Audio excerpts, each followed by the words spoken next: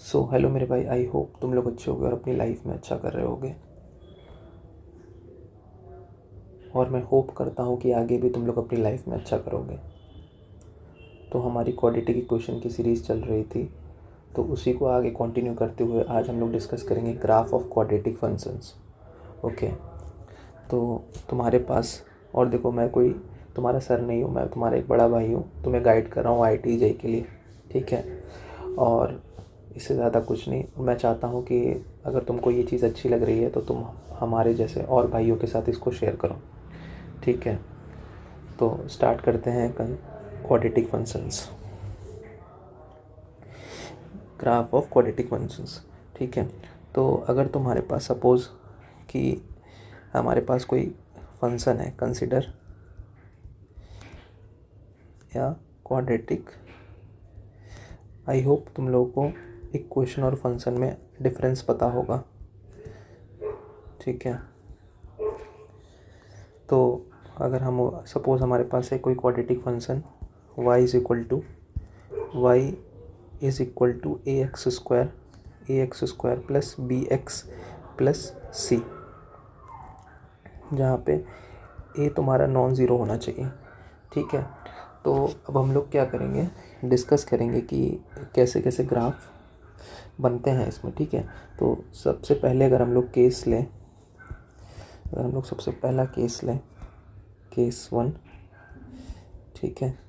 जब हमारे पास ए की वैल्यू ग्रेटर देन ज़ीरो होती है ना, जब हमारी ए की वैल्यू ग्रेटर देन ज़ीरो होती है तो हमको क्या, एक अपवर्ड पैराबोला मिलता है, ठीक है। अपवर्ड बस सुनते जाओ, देखो अपने आप ही देखो चीज़ें कैसे आगे बढ़ती चली जाएंगी, ठीक है। हमको अपवर्ड पैराबोला मिलता है, ओके।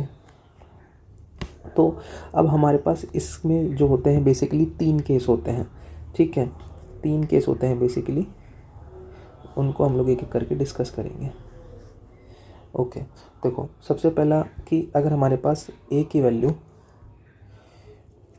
वैल्यू हमारी ज़ीरो से बड़ी है, ग्रेटर देन ज़ीरो है, और तुम्हारा डी ग्रेटर देन ज़ीरो है, ठीक है। तो हम इस केस में जानते हैं कि जब डी ग्रेटर देन ज़ीरो होता है तो हमारा क्या, जो रूट्स होते हैं वो क्या होते हैं, रियल होते हैं, ठीक है। ये चीज़ हम लोग जानते हैं, ठीक है। तो अब हम लोग क्या करेंगे, ड्रॉ कर लेते हैं, ठीक है। तो जब d ग्रेटर देन ज़ीरो होता है तो हमको रियल और डिस्टिंक्ट रूट्स मिलते हैं।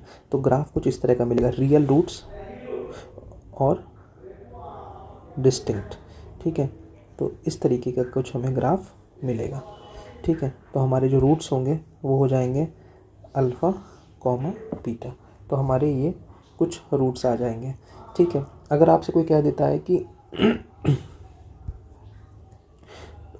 तुम्हारा ए जो है वो ज़ीरो से बड़ा है और जो डी है वो ज़ीरो के इक्वल है, तो हमें पता है क्या होता है, हम जानते हैं तब क्या होता है, रूट्स तो रियल होते हैं लेकिन इक्वल होते हैं। उस केस में roots are real and equal, ठीक है। देखो यहाँ से हमें एक चीज़ बिल्कुल माइंड में क्लियर कर लेनी है ना पहले तो, कि अगर ए ग्रेटर देन ज़ीरो तो हमें जो पैराबोला बनाना है वो जो होगा वो अपवर्ड होगा, ठीक है। और देखो क्योंकि रूट्स मतलब क्या, एक्स एक्सिस को ग्राफ कितनी बार टच कर रहा है, यही है, ठीक है, ठीक है। तो यहाँ से इस तरीके का ग्राफ मिलता है, ओके। तो अगर हम लोग यहाँ पे ग्राफ ड्रॉ करने की कोशिश करें, ठीक है, देखो कोशिश करेंगे तो ड्रॉ हो ही जाएगा, ठीक है। तो सबसे पहले हमें अपवर्ड करना है और ये एक्स एक्सिस को एक ही बार टच करेगा, क्योंकि जो रूट्स हैं हमारे वो एक ही है, ठीक है। तो यहाँ से हमें क्या मिलेगा, जो रूट्स होगा वो यहाँ पे ही हमको मिलेगा अल्फ़ा कॉमा अल्फ़ा, ठीक है। अब और आगे डिस्कस करते हैं। अगर आपके पास क्या हो गया, ए की वैल्यू ज़ीरो से बड़ी है और डी की वैल्यू ज़ीरो से छोटी है, तो क्या होगा, तो जो हमारा रूट्स होगा देखो डी लेस देन ज़ीरो मतलब इमेजिनरी रूट होगा, और दूसरी चीज़ कि एक्स एक्सिस को टच ही नहीं करेगा, तो हमारा क्या आ जाएगा, रूट्स आर इमेजिनरी,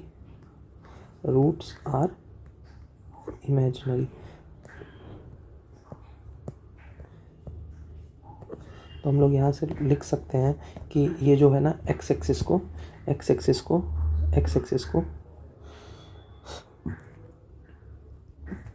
ना ही कट करेगा ना ही टच करेगा, ठीक है। तो ओके, तो अब हम लोग बात करते हैं इसको थोड़ा सा और डिटेल में डिस्कस करते हैं, ठीक है। क्योंकि मैं एक नॉर्मल वीडियो नहीं बना रहा हूँ कि थोड़ा सा कॉन्सेप्ट बता दिया और उसके बाद फिर कुछ क्वेश्चंस करा दिए और इस तरह से नहीं, मैं एक्चुअल में डिटेल डिस्कशन कर रहा हूँ और वो भी काफ़ी प्रिसाइज वे में, ठीक है। तो जिसमें आपकी क्या ना हो। अब देखो, अगर हम लोग ध्यान से देखें, अगर जब हम लोग बात करें x की वैल्यू, जब x की वैल्यू आपकी अल्फ़ा से छोटी है और जब x की वैल्यू आपकी बीटा से बड़ी है, तो आप अगर आप ध्यान से देखोगे तो जो आपकी y की वैल्यू है, जो मतलब y मतलब ax² + bx, वो क्या है, आपका पॉजिटिव है। अगर आप ध्यान से देखोगे, अगर आप देखो, जब आपकी वैल्यू इधर है, x की वैल्यू अल्फ़ा से छोटी है और जब बड़ी है, तो देखोगे ना कि आप ये सब इसका पॉजिटिव पार्ट मिल रहा है आपको ग्राफ का। तो हम लोग यहाँ से ये कंक्लूड कर सकते हैं, ठीक है। अब दूसरी बात, जब आपकी x की वैल्यू अल्फ़ा से बीटा के बीच में है, तो आप देखोगे ना वो आपको नीचे मिल रहा है, ठीक है। y की वैल्यू निगेटिव मिल रही है। और जब आपकी वैल्यू x की वैल्यू अल्फ़ा है और जब x की वैल्यू बीटा है, तो आप वहाँ पे देखोगे आपको y की वैल्यू 0 पे मिल रही है, ठीक है। ये चीज़ हो गई। उसके बाद अगली चीज़ डिस्कस करते हैं। अगर हम लोग यहाँ पे देखें, जो x की वैल्यू जो है पूरी रियल लाइन पे, पूरी x एक्सिस पे -∞ से ∞ तक सारा पॉजिटिव है, बस अल्फ़ा को छोड़ के, अल्फ़ा पॉइंट को छोड़ के सारी जो y की वैल्यू है, y की वैल्यू हमें क्या है, 0 से बड़ी मिल रही है, ठीक है। बस एक ही पॉइंट है, जब x जो है तुम्हारा जो अल्फ़ा हो जा रहा है, जब तुम्हारा x अल्फ़ा हो जा रहा है, तो क्या हो जाएगा, जो तुम्हारा जो y एक्सिस है, जो y है, y मतलब y = ax² + bx + c, ठीक है। यहाँ y का मतलब आप लोग समझ रहे हो ना, y का मतलब ये ax² + bx + c है, ठीक है। तो ये होता है, ठीक है। अब हम लोग अगर इसकी बात करें, जब x की वैल्यू ये पूरी y x एक्सिस पे -∞ से ∞ है, तो आपको क्या मिल रहा है, y की वैल्यू जो है वो > 0 ही मिल रही है, ठीक है। तो यहाँ से मतलब ax² + bx + c आपका क्या > 0 मिल रहा है, ठीक है। तो ये चीज़ हो गई। तो अगर आप देखोगे, अगर a की वैल्यू पॉजिटिव है और d की वैल्यू निगेटिव है, ठीक है, तो क्या होता है कि जो क्वाड्रेटिक इक्वेशन का साइन होता है वो क्या होता है, उस पे ही डिपेंड करता है, साइन ऑफ ए पे। देखो, ये चीज़ अभी मैं इसको लास्ट में डिस्कस करूँगा, ठीक है। अभी ये वाला जो केस है ना, ये इंपॉर्टेंट है। अब हम लोग क्या करते हैं, दूसरा केस लेते हैं। दूसरा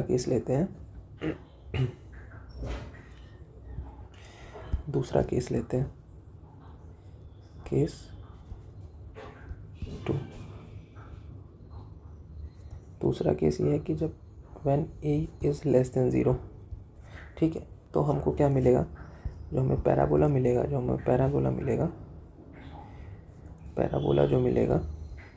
वो हमको क्या मिलेगा, डाउनवर्ड मिलेगा, ठीक है, इस तरीके से। तो आगे डिस्कस करते हैं इसको। यहाँ पे भी हमको 3 केस मिलेंगे, ठीक है। पहला केस है जब आपकी वैल्यू a की वैल्यू 0 से कम हो और d की वैल्यू > 0 हो, ठीक है।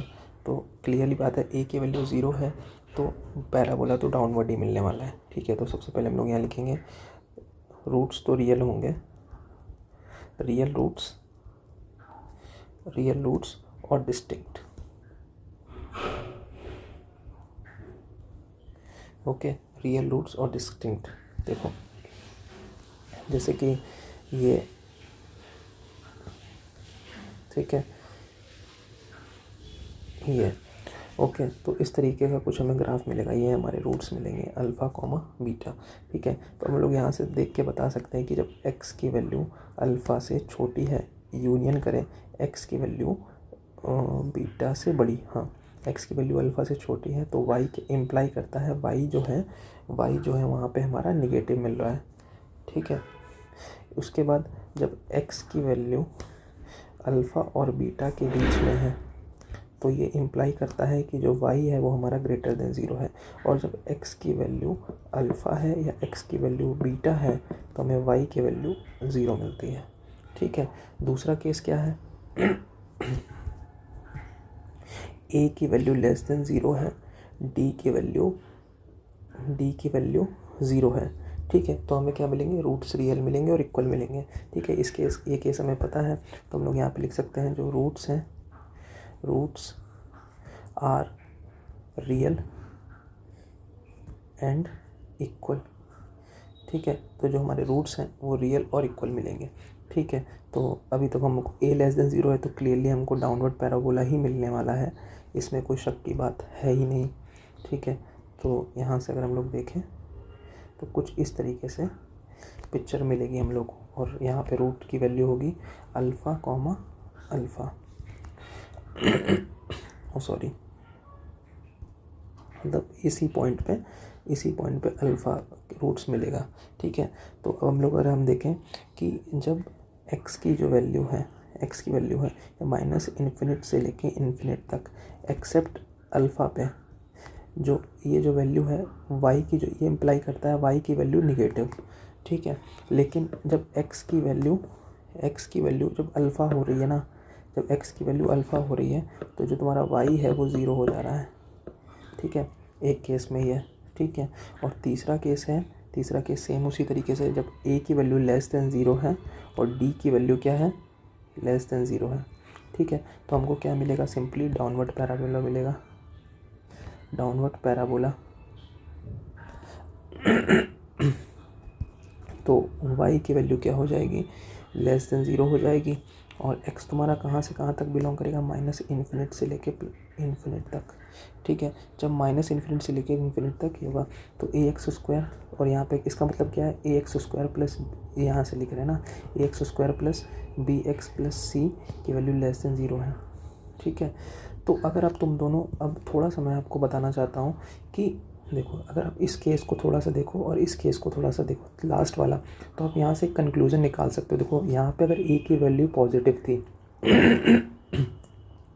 और डी निगेटिव है तो आपको ए जो वाई है वो पॉजिटिव आ रहा है। ठीक है, और यहाँ पे देखो डी की वैल्यू निगेटिव है, इसको छोड़ दो, ए निगेटिव है तो यहाँ पे जो वाई है वो भी निगेटिव आ रहा है। तो यहाँ से आप कह सकते हो कि ना, जब तुम्हारा अगर डी निगेटिव होता है, जैसे यहाँ से आप डाल सकते हो कि अगर तुम्हारा देखो अगर तुम्हारा डी निगेटिव है, ठीक है, तो जो तुम्हारा ए का साइन होगा वही तुम्हारे क्वाड्रेटिक इक्वेशन का साइन होगा।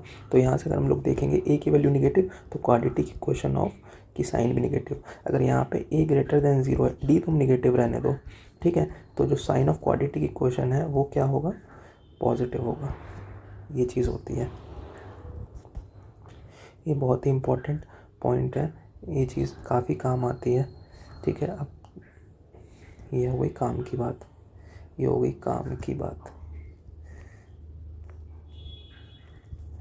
ओके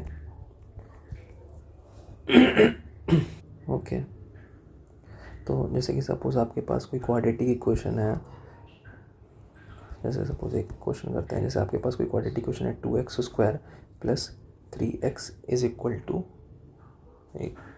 3x स्क्वायर प्लस 5 ले लेते हैं। ठीक है, तो अगर हम लोग इसका डी की बात करें तो डी क्या होता है, बी स्क्वायर, यानी 9 माइनस 4 इंटू ए इंटू सी। तो ये हो जाएगा 9 माइनस 4 2 जा 8 8 5 जा 40। तो ये देख रहे हो कि डी निगेटिव आ रहा है। तो अब हम यहाँ से देख सकते हैं कि यहाँ से हमारा डी निगेटिव आ गया और ए क्या है, ए तो ऑलरेडी पॉजिटिव है। तो साइन ऑफ क्वाड्रेटिक इक्वेशन अगर आपसे कोई पूछता है, ठीक है, अगर साइन ऑफ क्वाड्रेटिक इक्वेशन कोई पूछता है तो आप सीधा लिख सकते हो कि जो y होगा वो y पॉजिटिव होगा। ठीक है, तो अगर कोई क्वाड्रेटिक इक्वेशन का साइन पूछता है X square plus B X plus C, तो यहाँ से हम लोग डायरेक्ट लिख सकते हैं कि ये जो चीज़ होगी वो पॉजिटिव होगी। ठीक है, तो इस तरीके से हम लोग अप्रोच करते हैं इस तरह की चीज़ों को। मैं एक चीज़ और बताना चाहता हूँ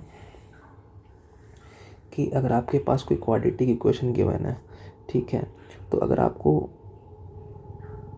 जैसे सपोज आपके पास कोई क्वाड्रेटिक फंक्शन है, उसका कोई ग्राफ है आपके पास ये, ठीक है, तो अगर आप मैं बताना चाहूँ तो ये जो वर्टेक्स होता है, ये जो वर्टेक्स होता है, वर्टेक्स, ठीक है, इसकी वैल्यू क्या होती है? इसकी वैल्यू होती है -b/2a, -d/4a, ठीक है। बहुत ही काम की चीज़ है, ठीक है। -b/2a, मैं देखो अभी रेंज भी पढ़ाऊँगा तो भी आपको वहाँ पे भी बताऊँगा कि ये चीज़ रेंज के लिए कैसे काम होती है। चाहे अगर कोई डाउनवर्ड पैराबोला भी हो तो उसके लिए भी ये सेम इसी तरीके से काम करता है, ठीक है। जब कोई किसी भी क्वाड्रेटिक इक्वेशन की कोई भी तुम्हारे पास क्वाड्रेटिक इक्वेशन आ रही है ना, तो उसका वर्टेक्स हमेशा इन्हीं 2 पॉइंट से दिया जाएगा, -b/2a और -d/4a, ठीक है। अभी इसको याद कर लो, ठीक है, आगे मैं डिस्कस कर लूँगा, ठीक है। ओके, तो मैं इसको रेंज में डिस्कस करूँगा अच्छे से, ठीक है। तो यहाँ पे हमारा एम है इतना जानना। आई होप तुम लोगों को इतना ये चीज़ कॉन्सेप्ट समझ में आ गया होगा, ठीक है। तो अब स्टार्ट करते हैं अपना, इससे कुछ क्वेश्चंस रिलेट करते हैं कि किस तरीके से क्वेश्चंस आते हैं। सपोज़ तुम्हारे पास कोई क्वेश्चन है इस तरीके का कि कोई भी क्वाड्रेटिक इक्वेशन दी हुई है, ओके।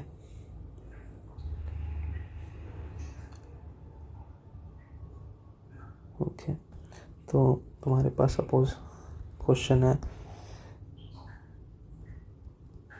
कंसिडर क्वाड्रेटिक फंक्शन,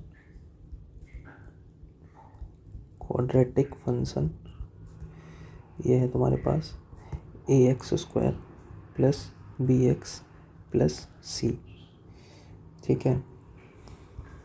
इसके x1 और x2 तुम्हारे पास 2 रूट्स गिवन है, ठीक है। और तुम्हारे पास क्वाड्रेटिक फंक्शन है जिसकी क्वाड्रेटिक इक्वेशन कैसे दी जाएगी, ax² + bx + c = 0 से, ठीक है। तो हमारे पास ऑप्शन है कि ये हमारे पास फंक्शन गिवन है। फंक्शन हमारा कुछ इस तरीके से है,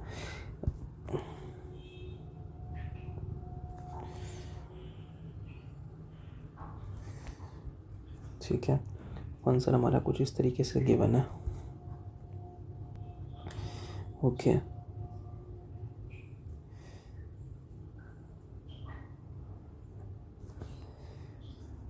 ओके, कुछ इस तरीके से गिवन है, ठीक है। तो हमारी ये x एक्सिस हो गई, ये y एक्सिस हो गई, ठीक है। तुम्हारा एक रूट हो गया ये x1 और दूसरा रूट हो गया x2, ठीक है। तो हमारे ऑप्शंस में है, ऑप्शंस में बोला है कि a - b + a - b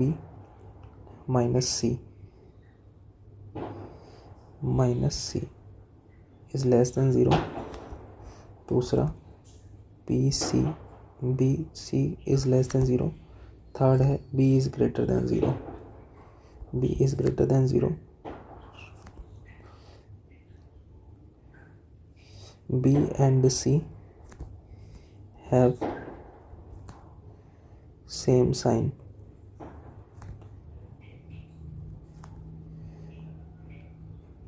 different from a।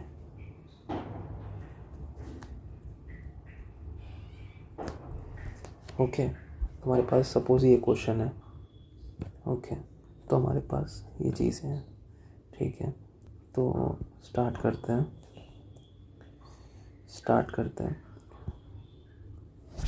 तो अगर हम लोग यहाँ से बात करें ए अपवर्ड ए की क्या है, डाउनवर्ड पैराबोला है, तो ए की वैल्यू तो हमारे पास क्लियरली निगेटिव आ रही है, ठीक है। उसके बाद हम लोगों को पता है सी, अगर हम लोग सी की बात करें, सी कैसे आएगा, देखो हमारे पास y = ax² + bx + c है, ठीक है। तो सी हमें कब मिलेगा, सी की वैल्यू तब मिलेगी जब हम लोग x को यहाँ पे 0 पुट कर दें, तब हमें y की वैल्यू c मिल जाएगी, यही तो है। तो अगर हम लोग ध्यान से देखें तो हम लोग क्या इस पॉइंट की बात कर रहे हैं, 0, c की। तो 0, c क्या है, क्लियरली हमारे पास c जो है पॉजिटिव है, तो यहाँ से हम लोग c की वैल्यू लिख सकते हैं पॉजिटिव, ठीक है। ये चीज़ यहाँ से आती है। अब बात आती है, अब देखो मैंने यहाँ पे आपको ये पॉइंट बताया था, ये क्या होता है, -b/2a, ठीक है। तो अगर हम लोग यहाँ से ऑब्ज़र्व करें कि ये जो पॉइंट है -b/2a, ये हमारा क्या है, पॉजिटिव है, ठीक है। और हम जानते हैं हमारे पास ए क्या आ गया है, ए निगेटिव आ गया है, तो 2 और ए की वैल्यू क्या हो गई, निगेटिव आ गई।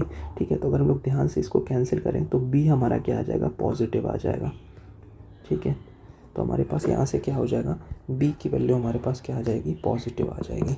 ठीक है, बी की वैल्यू पॉजिटिव आ जाएगी। और जिस तरीके से ग्राफ की देख रहे हैं तो ग्राफ हम लोग देख के बता सकते हैं रियल और डिस्टिंक्ट रूट्स आ रहे हैं, तो डी क्या है, पॉजिटिव है, डी क्या है, पॉजिटिव है। ठीक है, अब ऑप्शंस को देख सकते हैं एक एक करके। ठीक है, एक एक करके ऑप्शंस को अगर हम लोग डिस्कस करें तो पहले सेकंड ऑप्शन देखते हैं। सेकंड ऑप्शन बोला है बी कॉमा सी, बी और सी का मल्टीप्लाई करें तो लेस देन 0 होना चाहिए। बी क्या है हमारा, पॉजिटिव है, सी भी निगेटिव है, तो उनका प्रोडक्ट कभी निगेटिव नहीं हो सकता, तो ये नहीं हो सकता। बी पॉजिटिव है, ठीक है, ये ऑप्शन करेक्ट हो गया। ठीक है, B and C have same sign, B and C have same sign different from A का निगेटिव है, yes this option is correct. अब हम लोग बात करते हैं A minus B minus C की बात। तो अगर हम लोग देखें ए क्या है, एक, अब देखो मैं यहाँ पे पुट करता हूँ ए माइनस बी माइनस सी क्या होगा। अगर ए क्या है, निगेटिव है, ठीक है, बी क्या है, बी पॉजिटिव है, तो पॉजिटिव है तो ये एक निगेटिव ही हो जाएगा ना। देखो कुछ नहीं है तो वैल्यूज़ पुट कर दो, ए बी सी को 1 1 1 पुट कर देते हैं। ठीक है, तो ए क्या है, ए निगेटिव है तो ये हो गया -1, बी क्या है 1, ठीक है, बी क्या है 1 और सी क्या है 1, तो ये लेस देन 0 ही आएगा। ठीक है, आप वैल्यूज़ पुट करके चेक कर सकते हो। तो ए माइनस बी माइनस सी क्या आ गया, ये आ गया। तो इस तरीके से क्वेश्चंस हम लोग क्या करते हैं, ग्राफ की अप्रोच से सॉल्व कर सकते हैं। ठीक है, और क्वेश्चंस करते हैं। ओके, तो एक क्वेश्चन और करते हैं।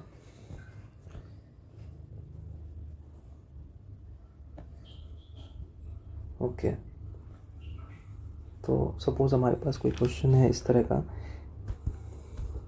if a is greater than 0, if a is greater than 0, d is less than 0, for y is equal to ax square plus bx plus c। ठीक है, तो हमको साइन बताना है, फाइंड साइन ऑफ पहला 4a प्लस 2b प्लस सी, और दूसरा a square plus C square minus B square plus 2ac। ठीक है, तो देखो सबसे पहले अब इस क्वेश्चन को हमको एनालिसिस करके सबसे पहले ग्राफ ड्रॉ करना होगा। ठीक है, ये इस क्वेश्चन का काफ़ी क्रूशल पॉइंट है।